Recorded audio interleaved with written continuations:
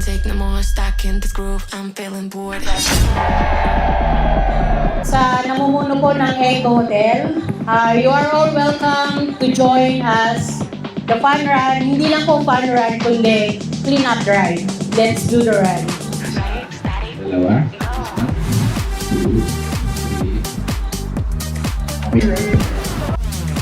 So, magkakaroon po tayo ng mga pacers. Palakpakan naman po natin mga pacers natin. Yun. Thank you.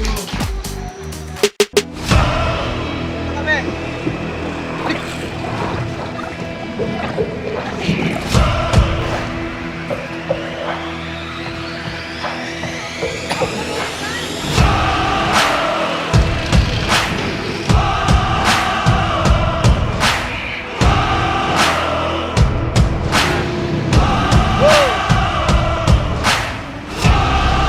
Okay, okay.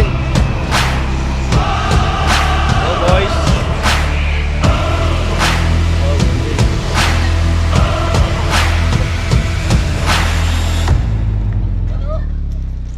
Ito, ma'am.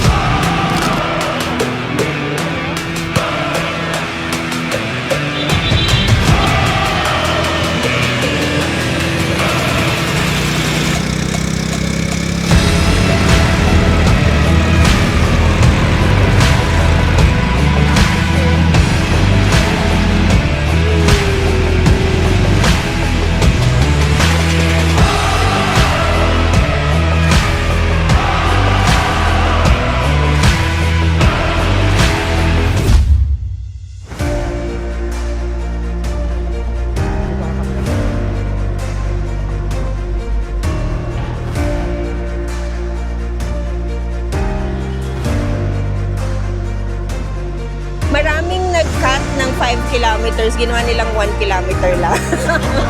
But we've enjoyed. Thank you so much. Thank you everyone. So far po, maganda po yung run and magpaka-cooperative po talaga ng lahat. So thank you for joining POR and hoping to see you again sa next community run. Thank you, Eco Hotels. Ayun, medyo active and pinagpawisan sa lamig. Masaya ang community run ng Eco Cabin Hotel, ng TOR, ng aming Tagaytay Oval Runners. Masaya-masaya. Tapos maraming salamat sa mga umaten, mga nag-participate. Magandang umaga. Happy running everyone. Ay, sobrang saya. So, sana meron pa ulit na ganitong event from Eco Hotel. Salamat nga pala kay Ma'am Tony and sa staff, kay Ma'am Lori, and to all the Eco Hotels for making this happen.